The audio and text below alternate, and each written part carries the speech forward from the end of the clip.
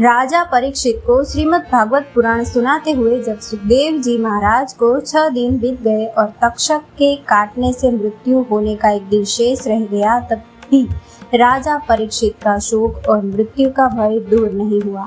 अपने मरने की घड़ी निकट आता देखकर राजा का मन शुद्ध हो रहा था। तब सुखदेव जी महाराज ने परीक्षित को एक कथा सुनानी आरंभ की। राजन, बहुत समय पहले की बात है। एक राजा जंगल में शिकार खेलने गया। संयोगवश वह रास्ता भूलकर घने जंगल में जा पहुंचा। उसे रास्ता ढूंढते ढूंढते रात्रि हो गई और वर्षा होने लगी। राजा बहुत डर गया और किसी प्रकार उस भयानक जंगल में रात्रि बिताने के लिए विश्राम का स्थान ढूंढने लगा। कुछ दूरी पर उसे एक दीपक जलता हुआ दिखाई दिया।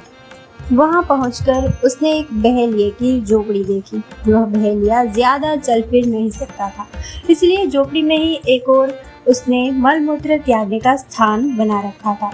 अपने खाने के लिए जानवरों का मांस उसने अपनी झोपड़ी की छत पर लटका रखा था।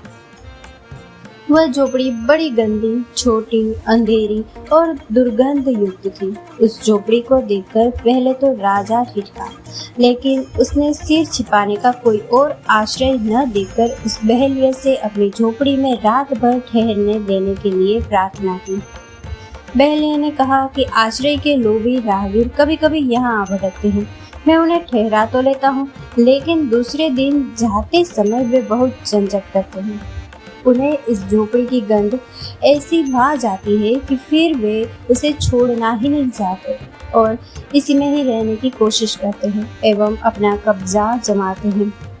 ऐसे झंझट में मैं कई बार पड़ चुका हूँ, इसलिए मैं अब किसी को भी यहाँ नहीं ठहरने देता।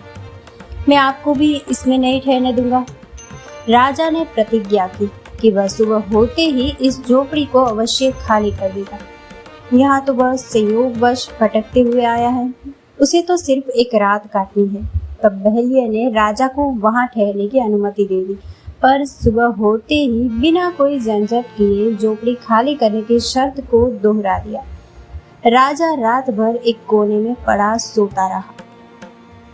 सोने में झोपड़ी की दुर्गंध उसके मस्तिष्क में ऐसी बस गई कि सुबह जब उठा तो वही सबसे परम प्रिय लगने लगा।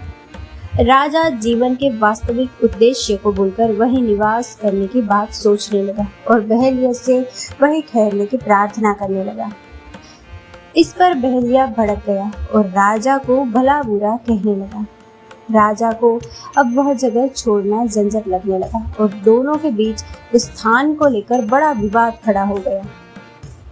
कथा सुनाकर सुखदेव जी महाराज ने परीक्षित से पूछा, परीक्षित बताओ, उस राजा का उस स्थान पर सदा के लिए रहने के लिए झंझट करना उचित था?